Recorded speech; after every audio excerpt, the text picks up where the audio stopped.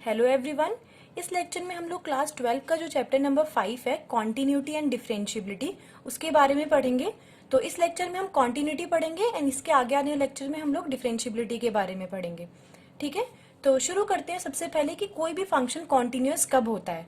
ठीक है, तो a function is continuous in its domain if its graph is a curve without break or jumps throughout it domain. तो एक function को हम continuous तब कहते हैं जब आप उसका ग्राफ ड्रॉ कर रहे हो और उस ग्राफ में कोई भी ब्रेक या जंप ना हो। ठीक है, अब इसी स्टेटमेंट को हम एग्जांपल्स के थ्रू समझते हैं। तो सबसे पहले हम ले लेते हैं, एक फंक्शन है हमारे पास 1/x। तो फंक्शन का डोमेन क्या होगा, पहली बात इस चीज का। तो फंक्शन का डोमेन क्या होता है, all values of x that make function defined, जो इस फंक्शन को डिफाइंड बना दे। अब देखो, अगर आप यहाँ पर x की जगह 0 रखते हो तो ये क्या हो जाएगा 1/0, और 1/0 क्या होता है हमारा नॉट डिफाइंड। 1/0 क्या होता है नॉट डिफाइंड। तो हमारा ये फंक्शन जो है वो 0 पे डिफाइन नहीं होगा। तो इस फंक्शन का डोमेन क्या हो जाएगा, इसका डोमेन आपका होगा ऑल रियल नंबर्स एक्सेप्ट 0, क्योंकि ये फंक्शन सिर्फ 0 पे ही नॉट डिफाइंड होगा। ठीक है, तो ऑल वैल्यूज एक्सेप्ट 0 इसका क्या हो जाएगा डोमेन हो जाएगा। अब देखो, हमने क्लास 11th में पढ़ा था कि ये हमारा फंक्शन जो है वो रैशनल फंक्शन है और इस टाइप का इसका ग्राफ होता है। अब देखो, इसके ग्राफ में जब आपने ये ड्रॉ किया तो इसमें कोई भी ब्रेक नहीं है, ये कॉन्टिन्यूअस है। तो ये फंक्शन हमारा क्या हो जाएगा कॉन्टिन्यूअस इन इट्स डोमेन। तो this function is continuous in domain, और हमने डोमेन भी बता दिया क्या है। डोमेन क्या है इसका, all real number except 0। Right, तो ये फंक्शन क्या हो गया हमारा कॉन्टिन्यूअस फंक्शन हो गया, क्योंकि इसके ग्राफ में कोई भी ब्रेक नहीं है। अब हम नेक्स्ट देखते हैं सेकंड एग्जांपल। अब सेकंड एग्जांपल में क्या है, एफ एक्स हमारा 1 है। अब देखो, हमें पता है कि y ही हमारा एफ एक्स होता है। ठीक है, एफ एक्स हमारा 1 है जब x लेस देन 0 या बराबर है 0 के।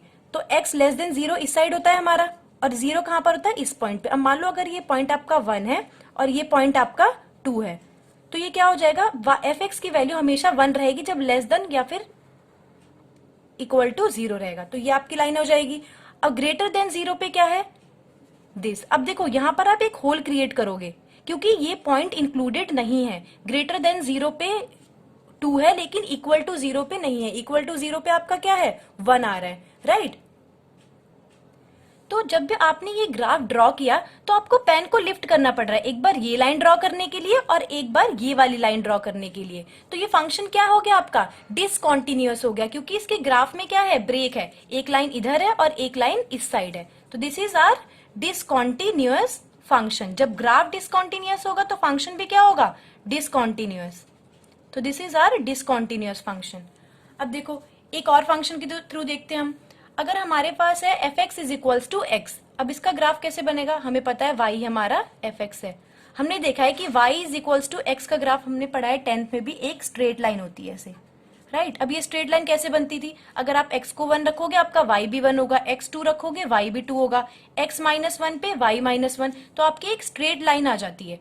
अब इस ग्राफ में इस पॉइंट में क्या कहीं भी ब्रेक या कोई भी जंप है, नहीं। अब यहाँ पर ना ग्राफ में कोई ब्रेक है ना कोई जंप है, तो ये क्या हो जाएगा ग्राफ हमारा कॉन्टिन्यूअस। अब ये कॉन्टिन्यूअस है तो हमारा फंक्शन भी क्या हो जाएगा continuous. So this is our continuous function. Continuous function. अब एक और एग्जांपल के थ्रू देखते हैं कि क्या होता है। अब देखो, नेक्स्ट फंक्शन में क्या है कि फंक्शन 1 है जब x 0 के बराबर नहीं है, and f x is equals to 2 if x is equals to 0। तो देखो, अगर ये पॉइंट आपका 1 हो गया and this point is your 2, तो if x is equals to 0 तो y क्या है हमारा 2 है, यानी कि एफ एक्स क्या है 2, तो आपका ये पॉइंट हो जाएगा। राइट, और जब 0 नहीं है यानी कि लेफ्ट साइड भी आपका क्या होगा 1 होगा और राइट साइड भी क्या होगा 1 होगा, बट इस पे नहीं होगा 1, तो यहाँ पर क्या करेंगे हम होल करेंगे। जब वो पॉइंट इंक्लूड नहीं होता तो वहां पर हम होल ड्रॉ कर देते हैं। अब देखो, अगर आपने ये फंक्शन बनाया है, यहाँ पर आपका क्या है 1 है, इस साइड भी क्या है 1 है, एंड बीच में क्या है होल है ये। ठीक है, तो इसका मतलब क्या हुआ, ये फंक्शन भी कॉन्टिन्यूअस नहीं है क्योंकि ग्राफ में क्या आ रहा है ब्रेक आ रहा है इस होल की वजह से। अगर यहाँ भी 2 हो जाता, अगर ये यहाँ पर भी 1 हो जाता तो ये फंक्शन क्या हो जाता कॉन्टिन्यूअस हो जाता। अब ये फंक्शन क्या है आपका discontinuous. So this is also our discontinuous function. ऐसे हमने बहुत सारे और फंक्शंस पढ़े हैं, साइन फंक्शन, कोसाइन फंक्शन, वो सारे फंक्शन क्या होते हैं हमारे, कॉन्टिन्यूअस होते हैं डोमेन में। पॉलिनोमियल हो गया, ये क्या है हमारा, कॉन्टिन्यूअस फंक्शन है। अब देखो, अगर आपको ऐसे कोई फंक्शन गिवन हो like f x is equals to 2x+3, आपको कॉन्टिन्यूटी चेक करनी है x इज इक्वल्स टू 1 पे, तो आपको बताना है कि ये फंक्शन हमारा कॉन्टिन्यूअस है या नहीं है। तो अगर आप इसका ग्राफ बना के ड्रॉ करोगे तो बहुत टाइम लग जाएगा, ऐसा नहीं है कि होगा नहीं, होगा बट बहुत ज्यादा वो लेंथी हो जाएगा।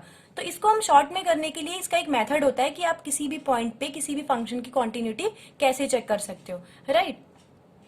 तो हम देखते हैं कॉन्टिन्यूटी एट पॉइंट के लिए, a function f x is said to be continuous at point x is equals to a of its domain if and only if limit x tends to a f x is equals to f a. अब देखो इसका मतलब क्या हुआ कि अगर function की limit, जो फंक्शन की लिमिट है, फंक्शन की वैल्यू के बराबर आ जाती है उस पॉइंट पे, तो हमारा फंक्शन क्या होता है, कॉन्टिन्यूअस होता है। अब देखो यहाँ पर एक चीज है इफ एंड ओनली इफ। अब इफ एंड ओनली इफ का मतलब है कि अगर फंक्शन कॉन्टिन्यूअस होगा तो ये कंडीशन सेटिस्फाई करेगी, और अगर ये कंडीशन सेटिस्फाई करती है तो फंक्शन क्या होगा हमारा, कॉन्टिन्यूअस होगा।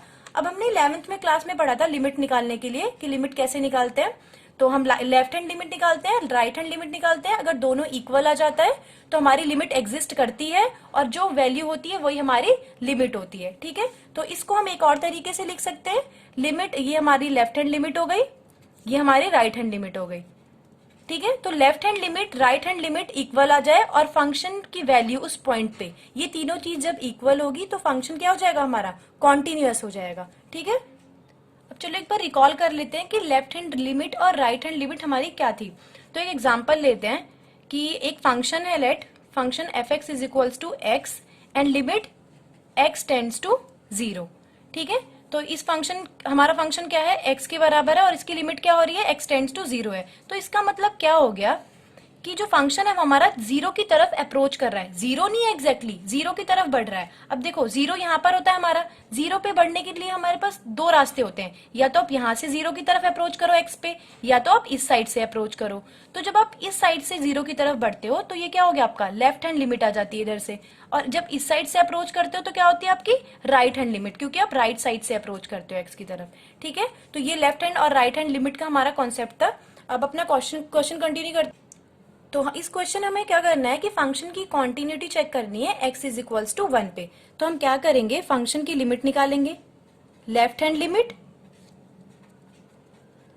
और right hand limit 1 plus f x, ये फंक्शन की वैल्यू के बराबर होना चाहिए, ठीक है। ये तीनों चीज आपकी इक्वल आनी चाहिए। तो हम लेफ्ट हैंड लिमिट निकालते हैं सबसे पहले फंक्शन की। तो लेफ्ट हैंड लिमिट कैसे निकालते थे, limit x tends to 1 minus f x. अब हम क्या करते थे यहां पर, limit h tends to 0 f 1 minus h, ये हमने सीखा था 11th क्लास में कि लेफ्ट हैंड लिमिट कैसे निकालते हैं। अब आपको क्या करना है, जो आपके पास फंक्शन गिवन है 2x+3, यहाँ पर x की जगह आपको क्या सब्सटीट्यूट करना है, 1 माइनस h। तो ये क्या हो जाएगा आपका, limit h tends to 0 two 1 minus h plus 3, ठीक है। अब आपको क्या करना है, h की जगह 0 सब्सटीट्यूट करना है। तो क्या हो जाएगा ये 2 1 माइनस 0 प्लस 3, तो ये क्या आ गया आपका 2 प्लस 3 इज इक्वल्स टू 5। तो आपकी लेफ्ट हैंड लिमिट क्या आ गई, 5 आ गई। अब ऐसे हम क्या करेंगे, राइट हैंड लिमिट निकालेंगे। राइट हैंड लिमिट क्या हो जाएगा, limit x tends to 1 plus f x, ये किसके इक्वल हो जाएगा, limit h tends to 0 f 1 plus h। अब हमें फंक्शन में क्या करना है, जहां पर x था वहां पर हम क्या रख देंगे, 1 प्लस h। तो limit h tends to 0 two 1 plus h plus 3। फिर सेम स्टेप, यहाँ पर h की जगह आपको 0 सब्सटीट्यूट करना है, तो 2 1 प्लस 0 प्लस 3, ये हो जाएगा आपका 2 प्लस 3 इज इक्वल्स टू 5। अब देखो लेफ्ट हैंड लिमिट और राइट हैंड लिमिट दोनों हमारी बराबर आ गई है, तो इसकी लिमिट कितनी होगी फंक्शन की, 5। अब हमें तीसरी चीज क्या चेक करनी है, फंक्शन की वैल्यू किस पे, 1 पे, ठीक है। तो फंक्शन क्या था हमारा, f x is equals to 2x plus 3। अब हम क्या करेंगे, x इज इक्वल्स टू 1 रख देंगे। तो f1 is equals to 2 1 plus 3, क्या हो जाएगा, 2 into 1 2 plus 3 is equals to 5। अब आप देखेंगे कि left hand limit, right hand limit और फंक्शन की वैल्यू 1 पर, तीनों चीज क्या आ गई हमारी इक्वल। ये भी 5 है, ये भी 5 है, ये भी 5 है, तो ये फंक्शन क्या हो जाएगा हमारा continuous function. So this function is continuous, right. अब आपके पास एनसीईआरटी में एक्सरसाइज 5.1 में बहुत सारे क्वेश्चन ऐसे हैं जिसमें आपको कॉन्टिन्यूटी चेक करनी है फंक्शन की किसी भी पॉइंट पे। तो आपको सेम प्रोसेस फॉलो करना है, पहले लेफ्ट हैंड लिमिट निकालनी है, फिर right hand limit and function की वैल्यू उस पॉइंट पे। अगर तीनों चीज इक्वल आ जाती है तो फंक्शन कॉन्टिन्यूअस होगा, अगर इक्वल नहीं आती है तो फंक्शन क्या हो जाएगा, डिसकॉन्टिन्यूअस हो जाएगा। तो अभी हम इसको एक और एग्जाम्पल के थ्रू समझते हैं ताकि और क्लियर हो जाए। तो ये क्वेश्चन आपके सीबीएसई 2011 में आया हुआ है। अब देखो क्या करना क्या इस क्वेश्चन में, discuss the continuity of the function at x is equals to 1/2। अब आपको फंक्शन क्या दिया है 1/2 minus x if x is greater than equal to 0 and less than 1/2, और 1/2 पे फंक्शन क्या है 1 है, और जब हमारा फंक्शन 1/2 से बड़ा है और लेस देन इक्वल टू 1 है तो क्या है 3/2 माइनस एक्स। तो यहाँ पे भी सेम प्रोसेस फॉलो करना है, पहले हम लेफ्ट हैंड लिमिट निकालेंगे, right hand limit and function की वैल्यू, ठीक है। और फंक्शन की वैल्यू निकालने की जरूरत नहीं है क्योंकि ऑलरेडी हमें गिवन है कि x इज इक्वल्स टू 1/2 पे फंक्शन क्या है हमारा 1 है, ठीक है। तो हम लेफ्ट हैंड लिमिट निकालते हैं इसकी। अब लेफ्ट हैंड लिमिट कैसे निकालेंगे, सेम वही process, limit x tends to 1/2 minus f x, ठीक है। तो ये क्या हो जाएगा, limit h tends to 0 f 1/2 minus h, ठीक है। अब आपको देखना है कि इसमें से कौन सी वैल्यू रखोगे आप फंक्शन की, ये या फिर ये वाली। तो हम ये वाली वैल्यू लेंगे क्योंकि यहाँ पर हमें क्या है 1/2 माइनस एच है, और हमें क्या गिवन है कि अगर हमारा x जो है 1/2 से छोटा होता है तो फंक्शन क्या है 1/2 माइनस एक्स। अब यहाँ पर क्या है 1/2 माइनस एच, अब 1/2 में से कुछ माइनस करोगे आप तो क्या होगा लेस देन 1/2 होगा, ठीक है। तो यहाँ पर कौन सा फंक्शन लेंगे हम, ये वाला फंक्शन कंसीडर करेंगे। तो ये आपका हो जाएगा limit x tends to 1/2 minus, कौन सा फंक्शन लेना है आपको, ये वाला, तो ये जाएगा 1/2 माइनस एक्स। सेम यहाँ पर भी लिमिट h टेंड्स टू 0। अब देखो फंक्शन में जहां x था वहां हमें क्या पुट करना है 1/2 माइनस h, ये चीज रखनी है, ठीक है। तो 1/2 माइनस x की जगह 1/2 माइनस h। अभी क्या हो जाएगा same, limit h tends to 0 1/2 minus 1/2 plus h। तो ये क्या हो जाएगा limit h tends to 0 1/2 minus 1/2 0 हो जाएगा आपका, तो यहाँ पर h बचेगा, यहाँ पर h की वैल्यू सब्सटीट्यूट करोगे तो क्या हो जाएगा 0, ठीक है। तो लेफ्ट हैंड लिमिट क्या आ गई हमारी 0 आ गई, ठीक है। अब हम निकालेंगे right hand limit. Right hand limit ऐसे निकाल लेंगे, limit x tends to 1/2 plus f x limit h tends to 0 f 1/2 plus h, ठीक है। अब 1/2 प्लस h यानी कि कुछ 1/2 से ज्यादा होगा, तो जब x हमारा ग्रेटर देन 1/2 है तो फंक्शन क्या है 3/2 माइनस x। तो हमारा यहाँ पर कौन सा फंक्शन हो जाएगा 3/2 माइनस x हो जाएगा, ठीक है। तो यहाँ पर लिमिट h टेंड्स टू 0, अब जहां फंक्शन में x था वहां हमें क्या सब्सटीट्यूट करना है इस बार 1/2 प्लस h, तो 3/2 minus 1/2 plus h। Limit h tends to 0 3/2 minus 1/2 minus h। अब ये क्या हो जाएगा limit h tends to 0 2/2 minus h, ये हमारा 1 हो जाएगा। तो limit h tends to 0 1 minus h। अब यहाँ पर h की जगह आप 0 रख दोगे तो ये क्या हो जाएगा 1 आ जाएगी इसकी value.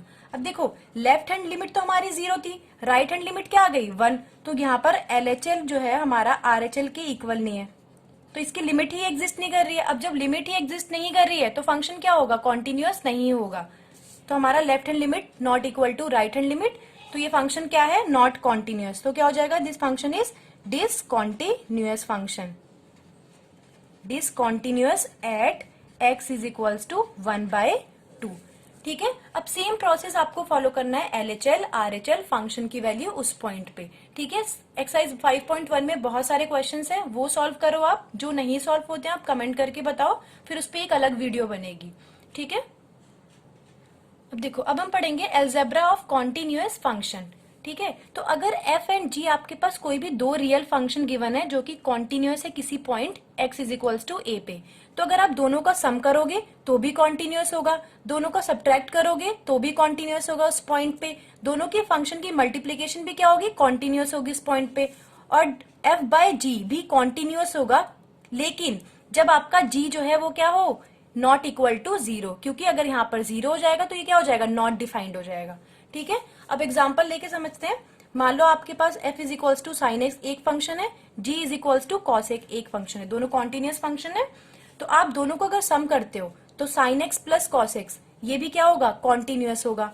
f minus g sine x minus cos x ये भी क्या होगा, कॉन्टिन्यूअस होगा। f dot g sine x dot cos x ये भी क्या होगा आपका, कॉन्टिन्यूअस होगा। ठीक है, अब बात करते हैं f बाय जी की। तो f बाय जी क्या हो जाएगा, साइन एक्स अपॉन में कॉस एक्स, ये क्या होता है आपका, टेन एक्स होता है।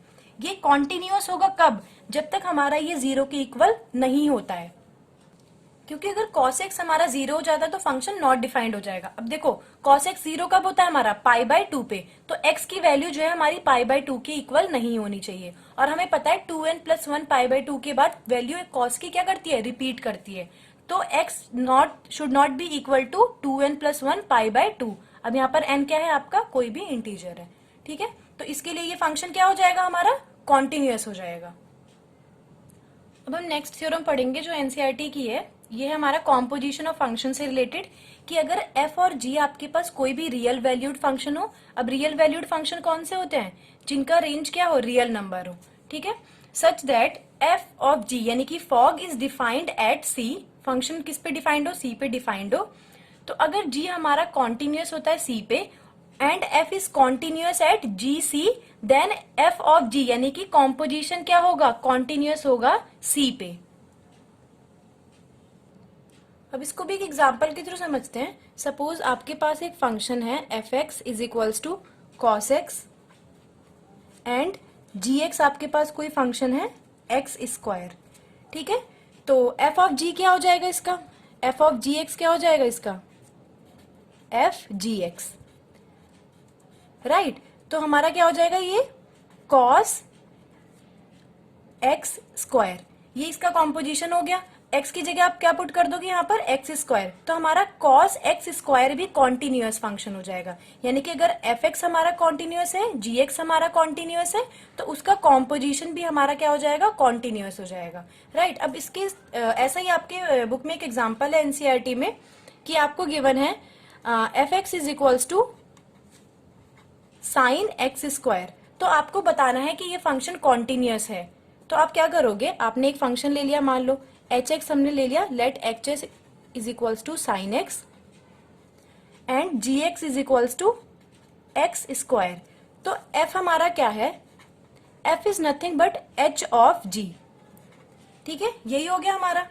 तो ये क्या हो जाएगा, एच ऑफ जी एक्स। अब हमने पढ़ा है कि अगर दो फंक्शन कॉन्टिन्यूअस है तो उसका कॉम्पोजिशन भी क्या होगा, कॉन्टिन्यूअस होगा। तो इस थ्योरम के यूज से ये हमारा क्या हो जाएगा, this function will also be.